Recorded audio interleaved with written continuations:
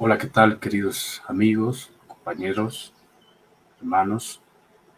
Vamos a iniciar con este primer tema de teología del laicado, el uso del término laico y los laicos en la edad antigua y medieval. Voy a tratar de ser muy sintético, exponer los asuntos más importantes, y ustedes tienen el material bibliográfico para que profundicen, reflexionen y estudien. Primero que nada, el término laico, ¿de dónde viene?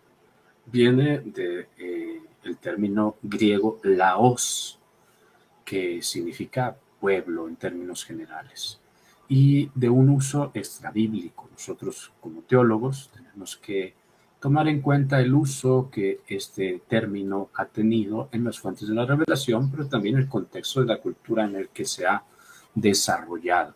Entonces, es fundamentalmente fuera de la Biblia donde el término laos tiene su desarrollo eh, más importante desde el punto de vista semántico. Se diferencia del término hebreo Kahal Yahvé. Kahal Yahvé es el término con el que se define o designa el pueblo de Dios, el Antiguo Testamento. Kahal, pueblo, Yahvé, de Dios, que en la Biblia de los 70 es traducido, inclusive después, por el término griego eclesía. Entonces tenemos dos términos, uno que es eclesía y otro que es laos, términos griegos.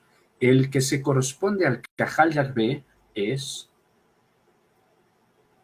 eclesía, mientras que laos tiene un uso, vamos a decir, un poco más restringido en el ámbito teológico. No es el Kahal Yahvé, la eclesía, la convocación de Dios para el pueblo que le va a dar culto en sentido eh, prioso que le da, sino simplemente el pueblo, la muchedumbre, o bien el pueblo constituido como nación. Estas son las primeras acepciones que tiene el conjunto de las personas como pueblo o ya como nación.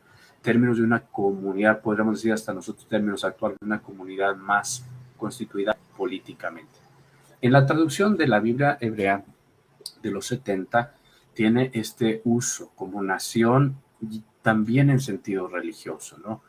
Y en el Nuevo Testamento aparece también el uso del término laos como pueblo, como muchedumbre, como nación. No tiene un sentido unívoco, a veces es negativo, por ejemplo, designando a la chusma, al pueblo que ha rechazado a Dios, pero tanto en el Antiguo como en el Nuevo Testamento se utiliza bastantes veces el término laos. Poco a poco, este término va a ir designando a la comunidad reunida para celebrar el culto, distinguida de quien lo preside. Y aquí esta es una, vamos a decir, diferencia del Kahal Yahvé o de la eclesía o la sinagogue, que también es una de las maneras que se traduce en el griego el Kahal Yahvé, que el Kahal Yahvé designa a la totalidad del pueblo de Dios, mientras que con laos se empieza a designar dentro del pueblo de Dios aquellos que participan en el culto pero no lo presiden. Y ese es el sustantivo, digamos, pueblo del que procede el adjetivo y que después se va a sustantivar también laico, ¿no? El adjetivo laico para designar una cualidad de algo que es laical o el sustantivo laico para designar ya a un sujeto que es laico. Entonces aparece el uso del término laicos, que viene desde luego de laos y empieza a ser utilizado, al menos los estudiosos concuerdan, siguiendo por ejemplo Ignacio de la Poterie, que el término laicos empieza a designar al pueblo distinguido de sus jefes, de hecho desde antes de la era cristiana. Como término laicos no aparece en los 70, laos sí, y sí aparecen traductores judíos, que sustituyen la palabra bébelos, profano, con el término laico, ¿no? Es decir, lo profano, distinguido de lo sacro lo que está consagrado y lo profano, lo que no está consagrado. No es este el uso que se le dará en el cristianismo en realidad, ¿no? Porque queda claro que el laico, como miembro del pueblo de Dios, de la eclesía, está consagrado a Dios. No es algo profano, ni algo lo laico o el laico, sino simplemente alguien consagrado a Dios, santificado, pero que no preside a la comunidad, no la preside. En la iglesia primitiva aparece ya el término laicos en la carta a los Corintios de Clemente Romano, con una acepción que será prácticamente la que va a perdurar hasta el día de hoy, inclusive en el Código de Derecho Canónico. Es aquel miembro de la iglesia, miembro del pueblo de Dios, bautizado y santificado, que no es sacerdote ni levita. Y ahí Clemente Romano pues interviene ante una situación de desorden, se puede decir de cisma, de discordia, de ruptura en la comunidad de Corinto, donde él va a reprender y a corregir a la comunidad cristiana para mostrarles que ellos no tienen autoridad para deponer a los presbíteros porque ellos fueron instituidos por los apóstoles. Entonces ya aparece el término presbítero como un orden jerárquico que ha recibido autoridad de parte de los apóstoles, es decir, como un ministerio apostólico que está constituido por Dios y que no puede ser depuesto ni relevado por parte del pueblo de Dios, no por parte del pueblo de Dios en general, pero en particular por parte de la comunidad laical. Entonces aparece ya una interpretación de términos laicos como la parte del pueblo que no pertenece a ese ministerio apostólico. Aquí con el término presbíteros, pero veremos cómo también como tenemos la eclesiología en este momento, que se fue desarrollando, pues en ese ministerio apostólico que se transmite por el sacramento del orden y que tiene estos grados de diaconado, presbiterado y episcopado, ¿no? Ya están estos elementos al menos básicos respecto a los presbíteros y a los laicos en Clemente Romano. Clemente de Alejandría, por otro lado, en Estrómata, utiliza ya la forma sustantivada como categoría eclesial. Y fíjense, dice así Clemente Romano: por otra parte, el apóstol aprueba plenamente al hombre, sea presbítero, diácono o laico, casado con una sola mujer. Entonces, está hablando de San Pablo, que da unas prescripciones morales, en este caso relativas al matrimonio, pero ya distingue entre presbítero, diácono y laico. Entonces, para Clemente Romano queda claro que el laico es el que no es presbítero y que no es diácono, ¿no? Ok, Orígenes tal vez sea quien va a hacer un desarrollo más amplio del término, distingue entre laico y presbítero en el orden del oficio, pero no en el orden de la salvación. Dice así Orígenes en un texto en el que comenta Jeremías 12,13. Esta palabra os será de provecho tanto a vosotros como a nosotros, que por oficio, vosotros laicos, nosotros los que ejercen este ministerio apostólico, parecemos estar sentados más alto que vosotros, hasta el punto que algunos desean desempeñar este oficio, pero saben que el oficio no salva necesariamente, pues muchos presbíteros se pierden y muchos laicos serán declarados dichosos. Entonces ahí está mostrando Orígenes que hay una distinción entre el laico y el presbítero, no en el orden ni de la salvación ni de la santificación, porque tanto el presbítero como el laico tiene que buscar su santificación, que no le viene de haber recibido la función, la encomienda, el ministerio apostólico de ser presbítero, pero sí buscar esa santificación, y por lo tanto aparece el ser presbítero aquí en Orígenes como una función en favor, o podemos decir nosotros como un ministerio, ¿no? En favor del pueblo de Dios, de todo el pueblo de Dios, presbíteros, diáconos, obispos y laicos, ¿no?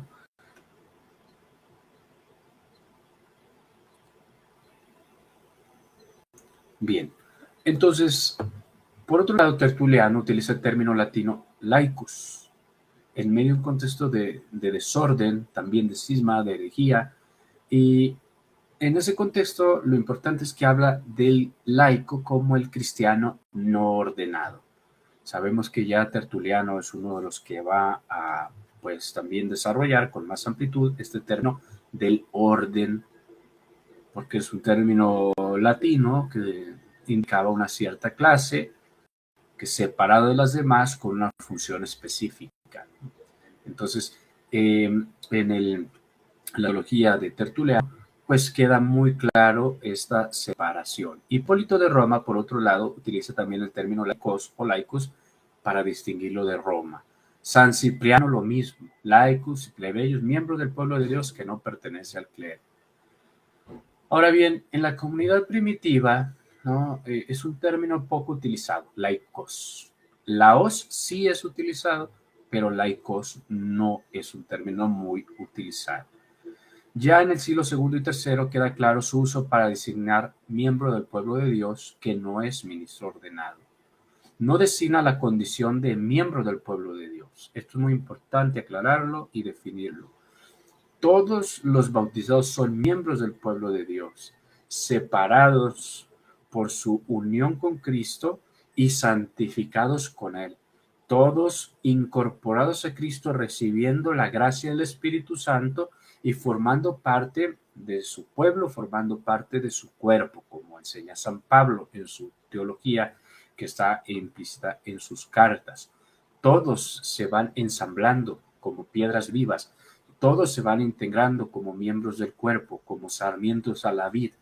Y lo que designa la pertenencia a la eclesia, pues son términos distintos, fieles, por ejemplo. Todos los bautizados son fieles, todos los bautizados son santos, todos los bautizados son cristianos, todos los bautizados son discípulos, sean obispos, sean diáconos, sean presbíteros, o incluso otros ministerios que son enumerados por San Pablo o que aparecen en otros documentos, por ejemplo en la Rida G, como aparece el ministerio de profetas, con las énfasis de los carismas en las comunidades hebreas y también las comunidades helénicas, ¿no? Las que tenían más origen judío, las que tenían un poco más de origen griego, pues hay ciertas distinciones en las maneras que van designando a quienes ejercen oficios, ministerios, carismas en las comunidades. Pero al final se va consolidando, institucionalizando estos ministerios apostólicos y estos carismas al servicio de la comunidad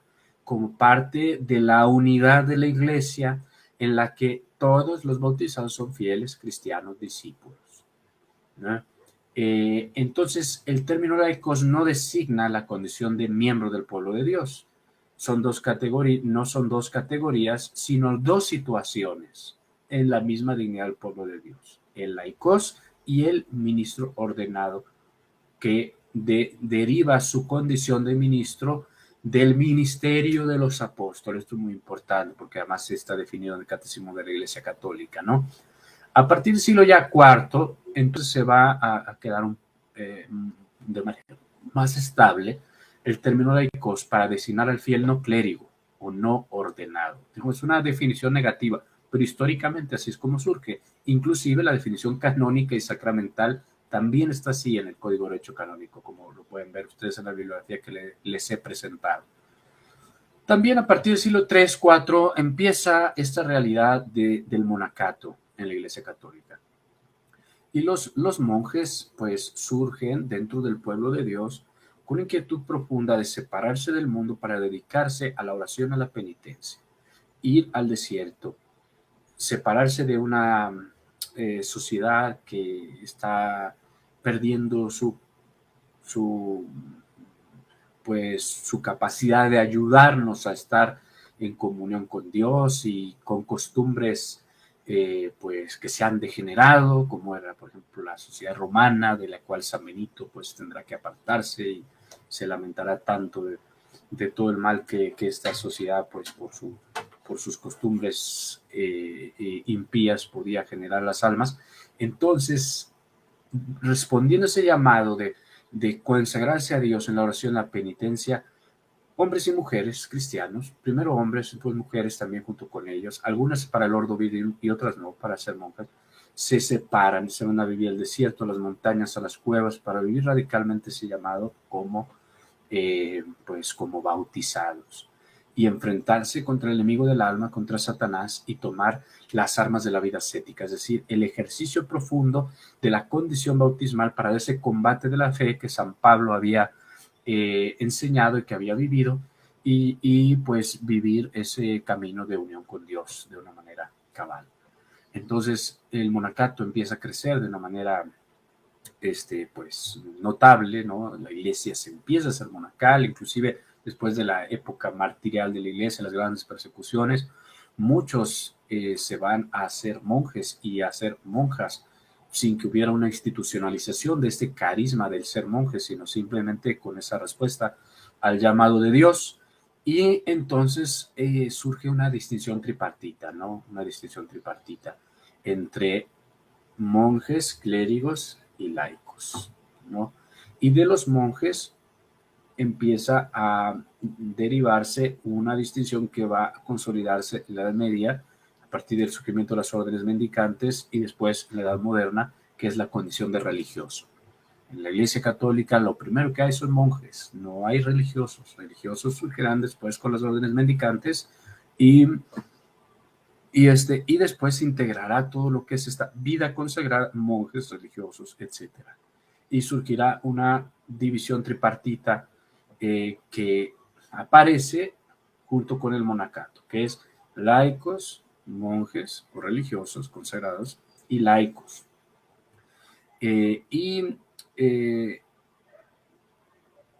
Es pertinente porque ciertamente el monje cuando surge en su vida es un laico, no es un clérigo, no está ordenado, pero adquiere un estado de vida distinto al de el conjunto general de quienes no están ordenados. Un estado de vida, vamos a decir, eminente hasta el punto que muchos de estos monjes empiezan a ser buscados para ser ordenados presbíteros o obispos, como lo atestiguan las historias de los padres de la iglesia, San Jerónimo, San Juan Crisóstomo, ¿no? Y aquí me van a disculpar por el ropavejero, pero está aquí en mi ventana, ¿no? Entonces, ¿por qué? Porque se dan cuenta la comunidad eclesial que hay una profundidad de vida bautismal en el laico, por el cual este laico puede hacer cabeza de la iglesia y presidirla, y entonces, perdón, en el monje, ¿no? En el monje, y por lo tanto los llevan a veces hasta la fuerza para ser ordenados obispos, ¿no? Y que presidan a las comunidades, ¿no? Entonces, simplemente surge un estado distinto que es el del monje y que después va a derivar entre monjes religiosos, etc. Y surge esta distinción tripartita que se conserva de una u otra manera, al menos en la eclesiología intermedio y también en el derecho canónico, que es el estado de vida consagrada. Laicos, no ordenados, vida consagrada, monjes religiosos que son laicos en términos de que no están ordenados, pero tienen un estado de vida peculiar, y clérigos o ministros ordenados, ¿no? Esa es la distinción tripartita. Entonces, de una distinción bipartita surge una distinción tripartita, a veces se usa una, a veces se usa otra, y empieza también entonces a usarse el término laico para designar lo secular. ¿Por qué? Porque los monjes están dirigidos no a lo secular, porque dejan la realidad del mundo para dedicarse solo a Dios, y en cambio los clérigos, pues ellos pueden estar en el siglo, pueden estar en el mundo, pero al servicio de la autoridad espiritual, ¿no? Y empieza entonces a aparecer el uso, ahorita estamos en el término laico, ¿no? El uso del término laico para señalar lo secular. Y esto va a ser muy importante porque aunque ha habido unas desviaciones, por ejemplo, en el término laicismo, ¿no? Ya en el uso moderno, pues queda claro que con el paso histórico del desarrollo del término laico, hay algo de lo secular o de lo seglar, como se decía anteriormente, pero todavía tiene sentido, que se identifica con lo laical, ¿no? Como está, de hecho, por ejemplo, lo vamos a estudiar en el decreto Apostólica Actuositatem, ¿no? Las realidades temporales, guardan una relación intrínseca con lo laical, ¿no? Sabemos que a partir de la Edad Moderna, en el Renacimiento, empieza a haber es decir, un énfasis en la autonomía de lo temporal, de lo secular, para separar totalmente de lo espiritual, y empieza a haber entonces un nuevo movimiento donde lo temporal, lo secular, en ese, vamos a decir así, lo laical se empieza a ser laicista, en el sentido que empieza a excluir lo religioso, lo espiritual. Y surge ese término moderno ya en el siglo, obviamente, después del iluminismo, del laicismo, ¿no? Del laicismo. Bueno, ya en el Concilio Vaticano II, el término laico se utiliza primeramente, sí, en un sentido canónico y sacramental, y esta va a ser una primera definición: cristiano que ha recibido el sacramento del bautismo, pero no el sacramento del orden. Pero a veces se utiliza el esquema bipartito, es decir, laico y ministro ordenado, diáconos, obispos y presbíteros, o a veces el esquema tripartito: laico, vida consagrada y ministro ordenado. Pero siempre con el Concilio Vaticano II sabemos que tiene un énfasis eclesiológico, entonces tratando de ubicar este misterio de la Iglesia en su riqueza y profundidad de misión, de vocación y de carismas y de funciones y de ministerios, ¿no? Ahí está, por ejemplo, el canon 225, en el que nos dice, permítame un momentito, canon 225 dice así: tienen también los laicos el deber peculiar, cada uno según su propia condición, de impregnar y perfeccionar el orden temporal con el espíritu evangélico y dar así testimonio de Cristo, especialmente en la realización de esas mismas cosas temporales y en el ejercicio de sus tareas seculares, ¿no? Esto lo enfatizo porque aparece inclusive en la disciplina eclesiástica que está en el Código de Derecho Canónico, ya ha señalado lo secular como el ámbito propio de la vida del laico para que sea santificado y para santificar. Bueno, los laicos entonces en la comunidad primitiva. Ahorita vimos el término laico. Ahora no solo el término, sino aquello contenido por el término laico, ¿no? Los laicos en la comunidad primitiva. Primero, en las cartas de San Pablo, ya vemos que hay un pastoreo de Pablo a las comunidades que ha fundado, en donde queda claro que hay unos que son apóstoles y que hay presbíteros y que hay obispos a los que se les han impuesto las manos, ¿no? Están las cartas pastorales, Timoteo y Tito, y hay dentro de la comunidad algunos que ejercen el gobierno, pero todos tienen una mutua responsabilidad. Existen carismas y santidad de todos, y Dios derrama sus carismas a todo su pueblo, a toda su iglesia, a todos los miembros del cuerpo de Cristo, sin distinción ni separación ni contraposición, pero sí con un orden, ¿no? Esto daría para un curso completo, desde luego, la eclesiología de Pablo, ¿no? Pero aquí simplemente menciono, hay una consideración de pues del misterio de la iglesia como comunión, que es a la vez jerárquica y a la vez carismática, ¿no? Esto es algo que se puede decir con mucha naturalidad. Jerárquica, no en el sentido de ser más o ser menos en términos de dignidad, sino en el sentido de tener un principio de autoridad. De ahí viene esa palabra de jerarquía, ¿no?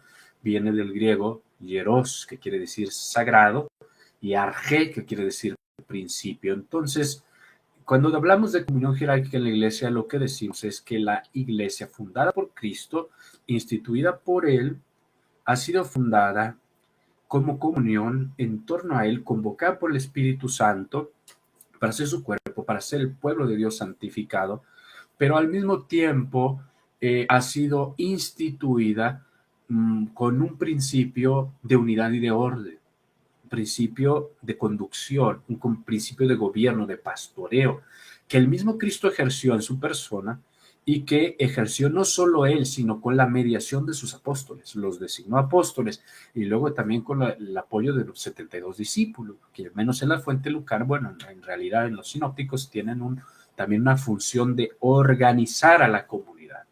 Y esa comunión jerárquica, es decir, que tiene un principio de unidad y orden, tiene en el apóstol Pedro una prioridad, una primacía, un primado, y en los apóstoles una consolidación, que habiendo muerto y resucitado Cristo y descendido el Espíritu, continúa esa constitución que tiene por su misma naturaleza, como está fundada por Cristo, porque los apóstoles van a ejercer esta función de gobierno, de pastoreo de la iglesia, y no solamente ellos, sino que designando a otros para que continúen ese ministerio apostólico, como lo hicieron inclusive con Pablo, pero también con Bernabé, o como lo hicieron el mismo Pablo con Timoteo y con Tito, constituyendo sucesores que son obispos, pero también como lo hicieron en el mismo libro de los Hechos de los Apóstoles, como nos lo relata San Lucas, constituyendo colaboradores que serán diáconos y colaboradores que sean presbíteros para que rijan a las comunidades. Diáconos con una función específica en favor de la caridad, de la predicación, también y del bautismo, porque todo eso aparece en el libro de los Hechos de los Apóstoles, pero los presbíteros y obispos más o menos en la iglesia primitiva con la misma función, ser cabeza de las comunidades cristianas que se van fundando, ¿no? Ya después queda separado lo que es presbítero del obispo, pero en principio era más o menos la misma función, ser cabeza, ¿no?, de la comunidad. Y, pero entonces aquí vemos que hay una institución divina de la iglesia como comunión, donde todos los bautizados están incorporados a Cristo, recibiendo un don, vamos a decirlo así, de la misma dignidad, el ser partícipes de la naturaleza de Cristo, de su vida, de partícipes de la naturaleza divina, y al mismo tiempo recibiendo cada uno un lugar dentro de ese cuerpo místico, dentro de ese edificio espiritual específico, con funciones, con carismas, con ministerios. A uno les toca ser evangelizadores, otros predicadores, otros ser, dedicarse a la enseñanza, otros a la caridad, pero hay unos que son apóstoles y otros que van a regir la comunidad.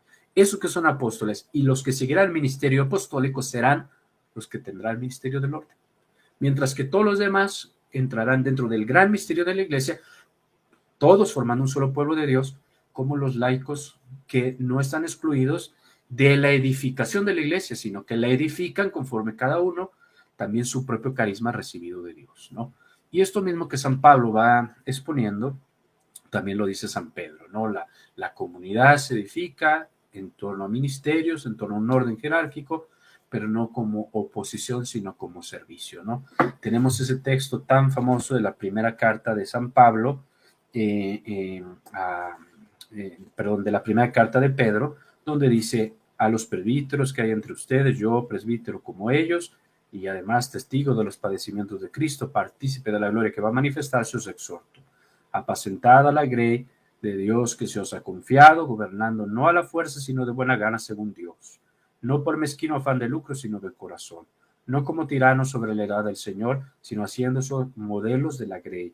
Así, cuando se manifieste el Pastor Supremo, recibiréis la corona de gloria que no se marchita, ¿no? Entonces, el mismo Pedro se identifica con los presbíteros. Dice, hay algo de Pedro, de su ser apóstol, que él ve que tienen también los presbíteros, a los que ellos han ordenado imponiendo las manos, ¿no? Tal vez en un momento la palabra de ordenar no es un poco anacrónica, pero sí el gesto de imposición de las manos para transmitir una función, un ministerio apostólico definitivo, ¿no? Y el mismo Pedro ve que él tiene algo en común con estos presbíteros. ¿Para qué? Para gobernar a la iglesia, porque dice, tienen que pastorearlo, pero recuerden que uno solo es el pastor del rebaño es Cristo, y ustedes pastorean en su nombre. Entonces, háganse servidores de todos, no entonces en una oposición, sino en una comunión de servicio. Los presbíteros entonces serán los que gobiernan a la comunidad, los laicos serán los que son gobernados por los presbíteros, y aparece ese también, vamos a decir, esquema de pastores y rebaño. Pero también pueblo de Dios casa de Dios, edificio espiritual, donde todos tienen un lugar. Si vemos pastores y rebaño, pues vemos una distinción, clérigos y laicos. Pero si vemos edificio de Dios, los apóstoles son cimientos, son piedras, Cristo Jesús la piedra angular, pero todos tienen un lugar en ese edificio, ¿no? Espiritual. Es también Pedro el que habla de esa común dignidad y gracia que Dios da a todos los bautizados. Ustedes son linajes escogidos, sacerdocio real, y también pues ahí viene la doctrina que es tan importante para nosotros sobre el sacerdocio común y los carismas que el Espíritu Santo da, que son para todos. En la carta a los Hebreos, desde luego, aparece una referencia a los pastores, ¿no? A los pastores, pero el tema fundamental de la carta a los Hebreos es el sacerdocio de Cristo. Cristo hace partícipe de su sacerdocio a todos los cristianos. Él es el sumo y eterno sacerdote. Y su sacerdocio se lo participa a todos los bautizados para ofrecer a Dios en Cristo sacrificios agradables y para recibir por medio de él la mediación salvífica de la santificación. Y los ministros, los apóstoles, los que siguen el ministerio apostólico, serán ministros del sacerdocio de Cristo para la gloria de Dios y para la dispensación salvífica, ¿no? Bueno, el libro de los Hechos de los Apóstoles, ya lo mencioné, aparecerán temas muy importantes, ¿no? El tema de sepárame a Bernabé y a Pablo. Vamos a imponer las manos, orar y ayunar por ellos. Los diáconos, la imposición de manos, son elementos muy importantes, sobre todo en la teología del orden, ¿no? Órdenes y ministerios. Ahorita estamos en teología del laicado, pero necesitamos hacer estos apuntes sobre la teología del orden porque son sumamente importantes para llegar a entender lo que ha sido el laico o el término laico en la iglesia, ¿no? Bueno, en este caso los laicos. En la iglesia antigua, bueno, en la herida G ya aparece una organización jerárquica también de la iglesia, uno de los documentos más antiguos de la cristiandad, pero no está muy precisa la distinción porque utiliza los dos esquemas, vamos a decirlo así, no es una clase de patrología, pero se los menciono, el helénico y el hebreo.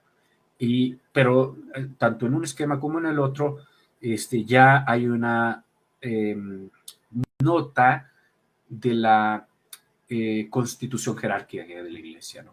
Ignacio de Antioquía va a presentar a la iglesia como comunión jerárquica en torno al obispo y los presbíteros, ¿no? Los presbíteros serán como los apóstoles en torno al obispo, que será como Cristo, ¿no? Será una de sus representaciones, y la iglesia toda en torno al obispo tiene que mantener su unidad. Entonces, la iglesia católica, que es universal y que está en todas partes, pero que está en cada lugar en torno a su obispo, será iglesia verdaderamente como comunidad que mantiene la fe que tenemos todos en torno a un principio de unidad que será el obispo con sus colaboradores que serán presbíteros, que ayudarán al obispo a santificar al pueblo de Dios por medio del ejercicio de este ministerio de los apóstoles, ¿no? Entonces ya aparecerá pues esa distinción también en Ignacio de Antioquía muy clara, ¿no? Una eclesiología completa. El pastor de Hermas es un texto muy importante, bueno, por dos motivos. Uno, porque habla sobre el sacramento de la reconciliación, como nosotros lo conocemos.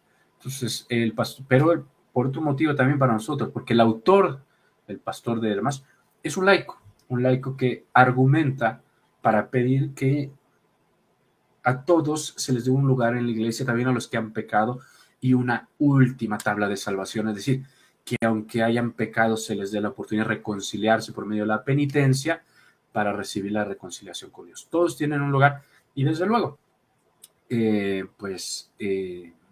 siendo escrito por un laico, nos hace ver cómo, aunque la mayoría de los escritos eclesiásticos de ese tiempo, o lo hacían los obispos, lo hacían los monjes, los padres de la iglesia, también los laicos serían una manera de presentar su reflexión, ¿no?, a toda la comunidad. Es decir, no vemos que exista una iglesia en la que solo los ministros tengan una voz, ¿no? Sino todo el pueblo de Dios tiene una voz, ¿no?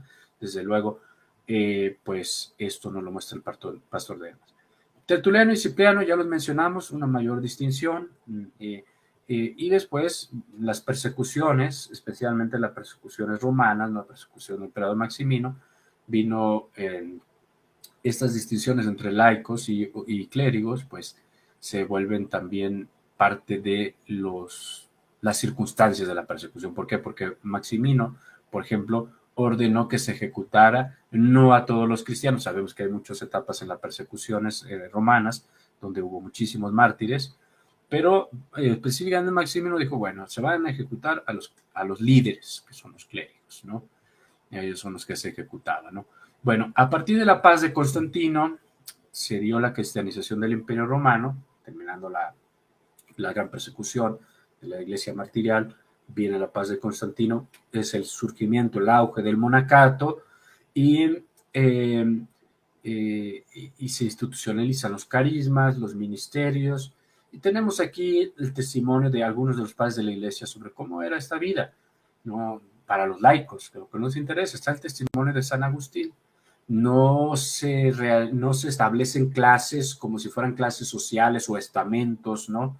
Entre laicos y clérigos, no, sino que los mismos clérigos, en este caso, por ejemplo, los obispos eran tomados de entre los laicos, a veces de entre los monjes, proclamados por el pueblo de Dios para pedirles que los gobernaran. ¿Por qué? Por razón de su sabiduría y de su virtud, ¿no? Para que ejercieran el gobierno y en términos de servicio y comunión. Hay una extensión del monacato, el surgimiento del Ordo Virginum, un periodo donde se le da un valor muy grande a la consagración de virginidad, la virginidad consagrada, tanto los hombres como las mujeres, inclusive el tema del celibato, ¿no? Dentro pues del orden del episcopado, en todas las iglesias y del presbiterado de la iglesia latina, y por lo tanto en algunos lugares surge una cierta tendencia encratita donde se considera peyorativamente o negativamente eh, la, el ejercicio de la sexualidad conyugal, ¿no? Como si fuera algo pecaminoso. Hay que decir que esto nunca fue católico, ¿eh? Fueron desviaciones tendencias que se fueron generando y que fueron siendo combatidas también con el tiempo, ¿no? Pero bueno, hay una exaltación de lo consagrado, incluyendo en este caso la castidad perfecta por el reino de los cielos, en donde pareciera que hay una disminución en el orden de las posibilidades de santificarse en, por ejemplo, la vocación matrimonial. Cosa que se irá, pues, aclarando en la teología católica y también que se irá estabilizando con el paso de, pues, inclusive del desarrollo de la teología del matrimonio, ¿no? Y de su estatuto canónico, porque no pensemos que la teología del matrimonio y su estatuto canónico estaban en los primeros siglos como están hasta el momento de hoy, ¿no? Sino hasta el periodo carolingio, donde viene una regularización del matrimonio en su forma canónica y su indisolubilidad. Siempre fue indisoluble el matrimonio, tenemos los testimonios de los mismos apóstoles. Y el obispo era el encargado, ¿no? De bendecir los matrimonios y de permitirlos y de cuidar pues, que no se dieran, por ejemplo, el adulterio, etcétera, que eran considerados pecados gravísimos que te excluían absolutamente de la comunidad, ¿no? Pero bueno, hay todo un desarrollo sobre esto, ¿no? Y esto es importante porque entra dentro de la teología del laicado, porque la vocación al matrimonio, pues es una vocación propiamente laical, vamos a decirlo, ¿no? Aunque tenemos el caso también de los hombres casados que pueden ser admitidos, al menos en nuestro rito romano, al diaconado permanente. Entonces, quien está casado, hombre y mujer, y el hombre es ordenado diácono, ya no sería laico, ¿no? Pero bueno, en términos generales es importante decir esto, ¿no? En la Edad Media se va separando el orden de lo terreno y de lo divino. Esta es una reflexión de Yves Congar, uno de los teólogos que reflexiona sobre la teología del laicado, y este es el énfasis que hace, ¿no?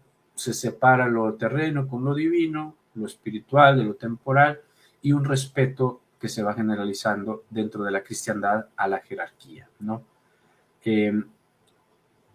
Esta separación, pues, hará que se enfatice esa distinción entre lo secular y lo temporal, lo espiritual y lo eterno, la iglesia y el mundo, inclusive toda esa gran discusión de los dos poderes, de las dos espadas que se deriva de ahí, en la que pues lo laical, lo secular tienen un trabajo en torno al mundo también para ayudar a sostener a la cristiandad y a la iglesia en sus obras, y mientras que los ministros pues tendrán que santificar al pueblo de Dios y dedicarse a lo espiritual para ser mediadores de salvación para el pueblo, ¿no?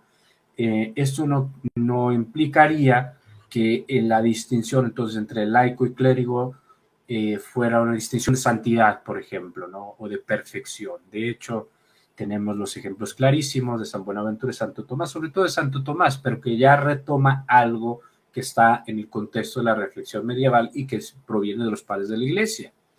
Y es que el ser clérigo no es de suyo una condición ni que haga al clérigo más santo por ser clérigo, ni más perfecto por ser clérigo, sino que lo pone en un estado que le obliga a la perfección y le obliga a la santidad, no solo por función de su bautismo, sino por función de su ministerio.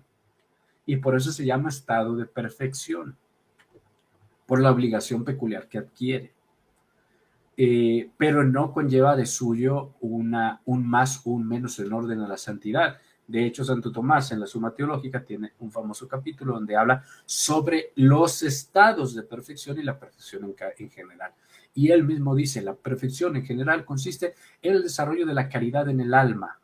Y por lo tanto, el laico o el clérigo están llamados a la perfección en la caridad. Y el que alcance la perfección en la caridad, ese será el que alcance la santificación, sea el clérigo, sea el laico, ¿no? Y no por ser clérigo tendrá la perfección de la caridad.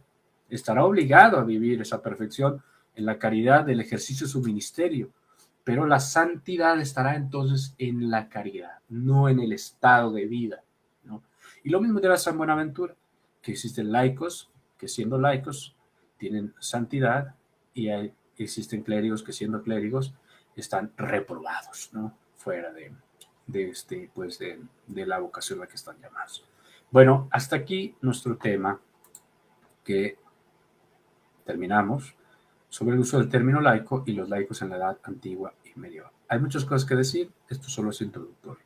Próximo video hablaremos sobre el uso del término laico en el Renacimiento, en la Edad Moderna y contemporánea.